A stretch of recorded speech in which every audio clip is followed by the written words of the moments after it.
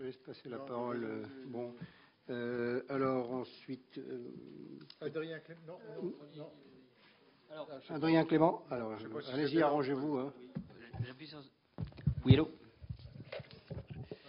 Monsieur le Président de la Commission du Développement Durable, Monsieur le Président de la Commission des Affaires économiques, Mesdames et Messieurs les députés, je vous remercie de bien vouloir donner un temps de parole à l'APESI. L'APESI, c'est l'Association des producteurs d'électricité solaire indépendants. L'APESI est une association de PME spécialisée dans le solaire photovoltaïque. J'aimerais vous faire part aujourd'hui des pistes de réforme de la filière photovoltaïque tant sous un angle réglementaire qu'organisationnel. Nous tenons d'abord à remercier le travail parlementaire qui a été fait et qui est en train d'être fait, dont l'excellent rapport de M. Poignant qui nous a servi de base de travail. Alors, aujourd'hui,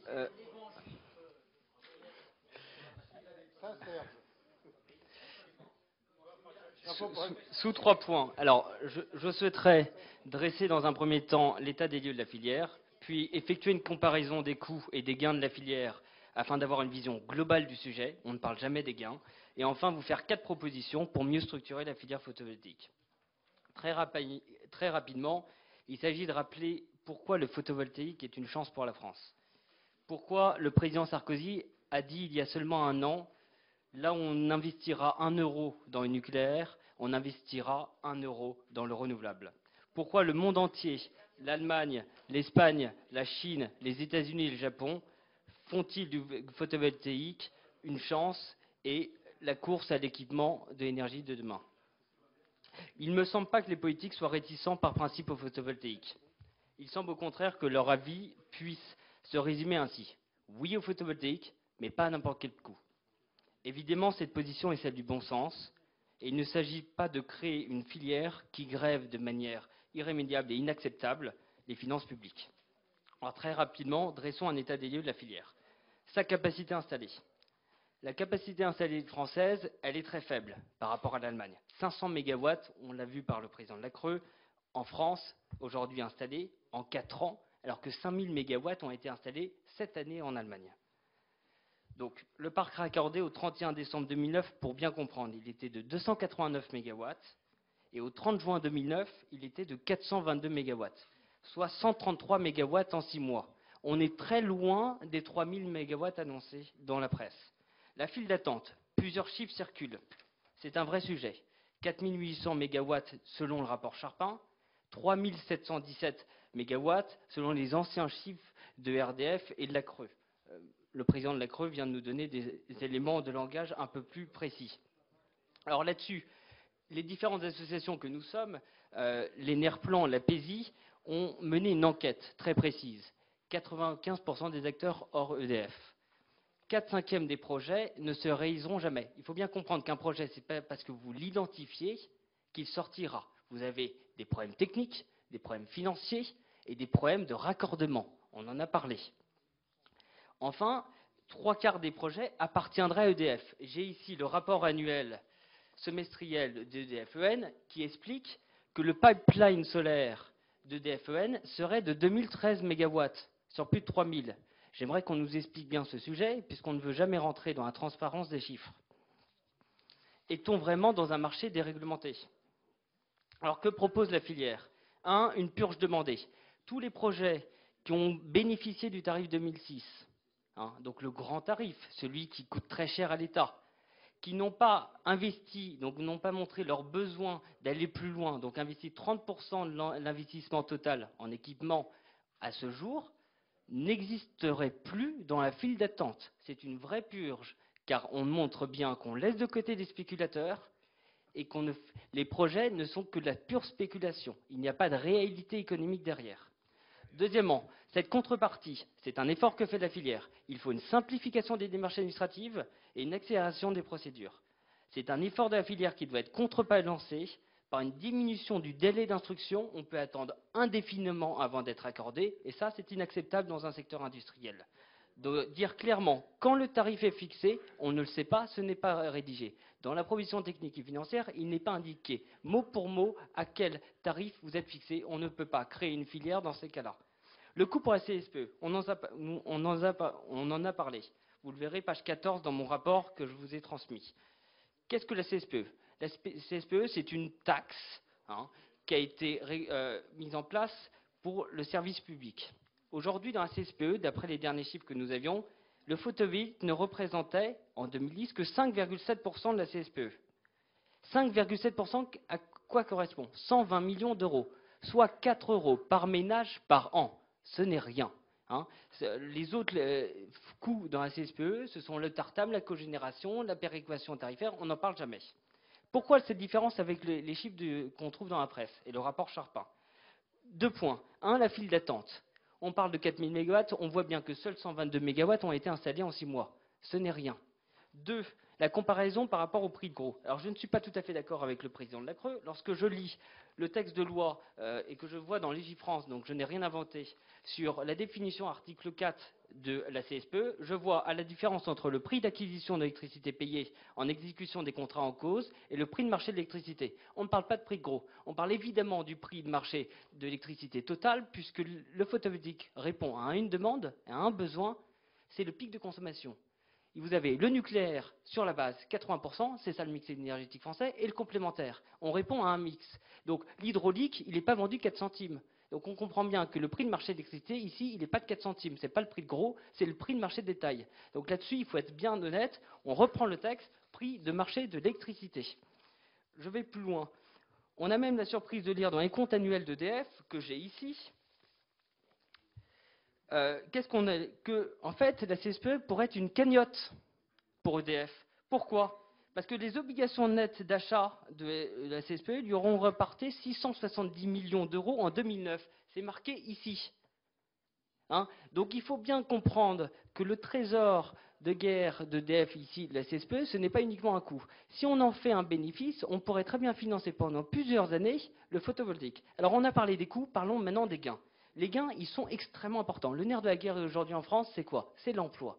Nous ne subventionnons pas des emplois, nous créons les emplois de demain. Nous créons les emplois, pas de l'énergie d'hier, mais des énergies de demain. C'est extrêmement important. On parle de 25 000 emplois. J'ai lu le compte rendu du ministre d'État qui est venu s'exprimer la semaine dernière. Il parle même de 32 000 emplois. C'est bien, on est positif. Allons-y. Oui. Mais puisque ces services le disent, allons-y. Donc, le volet social. Qu'est-ce qu'un emploi? Un emploi, aujourd'hui, il est estimé par l'INSEE à 17 000 euros de gain. 25 000 emplois fois 17 000 euros, c'est un vrai gain pour la collectivité. Deuxièmement, il faut atteindre les 23% de consommation finale issue de l'énergie renouvelable. C'est extrêmement important. Vous savez très bien que si on n'atteint pas ces 23%, nous aurons une lourde amende. Ça, c'est... Si. 3. Le revenu pour l'État et pour les collectivités. On ne parle pas des revenus issus de l'impôt sur les sociétés et des collectivités. La contribution économique et territoriale a remplacé la taxe professionnelle.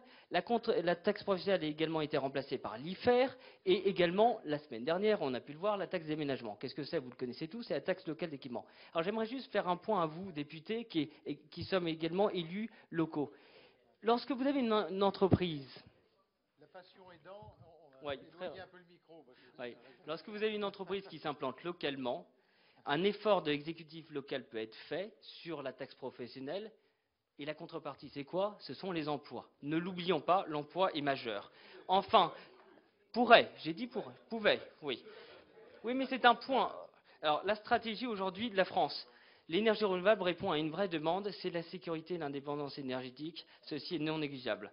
Enfin, la stimulation de l'industrie, les panneaux. On en a parlé, le président Poignant m'a demandé de revenir là-dessus. Les panneaux ne viennent pas tous de Chine. Seul un tiers. Je rappelle que dans un équipement, une installation, vous avez 40% qui viennent des panneaux et 60% sur la main-d'œuvre. Donc déjà 60% est en France. Sur les 40% des panneaux, vous avez 230 mégawatts qui ont été aujourd'hui produits en France. Ce ne sont pas les Chinois qui vont acheter nos panneaux, ils sont plus chers. Donc évidemment, les panneaux français ont été achetés par des Français.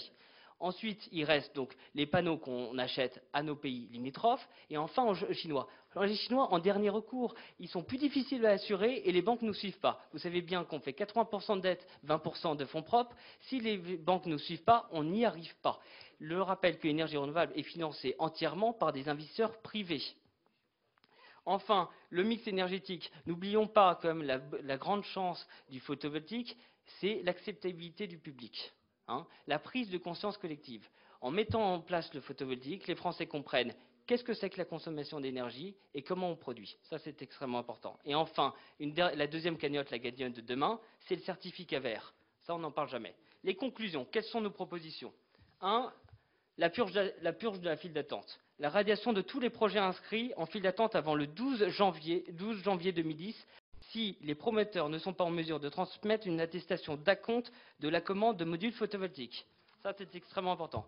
Deuxièmement, la condition de sortie de la file d'attente. Aujourd'hui, lorsque vous avez une profession technique foncière, vous courez pendant 22 ans. Il faut laisser la possibilité de sortir la file d'attente pour comprendre mieux ce chiffre. Pourquoi? Parce qu'aujourd'hui, comme je vous dis, tous les projets ne sortiront pas. Donc si au bout de 12 mois, vous n'êtes pas capable de prouver que vous irez plus loin en mettant sur la table 30% de l'investissement total, eh bien vous sortez de la file d'attente. C'est un engagement que la filière est prête à faire.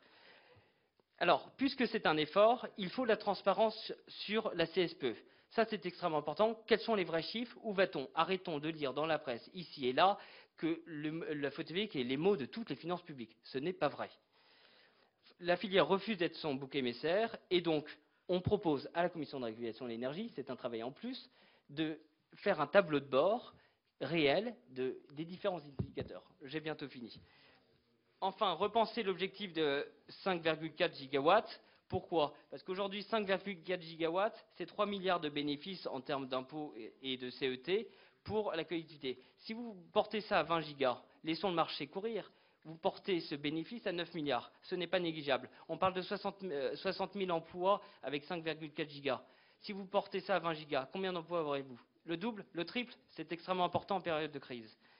Enfin, la création d'un indice, et je reviendrai, ça c'est la chose qui peut structurer la filière, corrélée au prix des panneaux. Ne baissons pas le prix des panneaux avec le doigt mouillé. Aujourd'hui, le prix il a baissé de 42%. En 6 mois, c'est colossal. Comment peut-on créer une confiance auprès de nos investisseurs? Nos investisseurs ne nous suivent pas là-dessus. La confiance est ce qu'il y a de plus important sur le marché. Un investisseur, il cherche, lorsqu'il investit sur un tracker CAC 40, 7% minimum de rentabilité. La rentabilité d'un projet photovoltaïque, il est de 7%, vous le verrez dans nos tableaux. On explique comment on arrive à 7% et pas du tout 25%.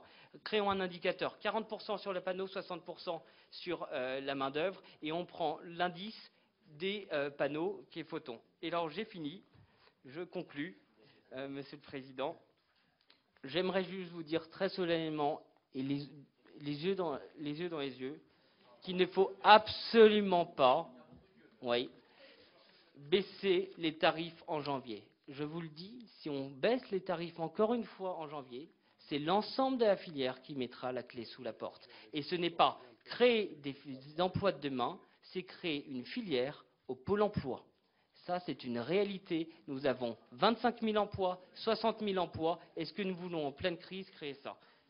Et j'aimerais vous remercier de l'attention que vous avez portée. Et nous avons écrit ce petit rapport pour essayer de donner la vision du secteur. Et si vous avez n'importe quelle question, nous sommes prêts à y répondre. Bien, merci. Merci pour le jus et la passion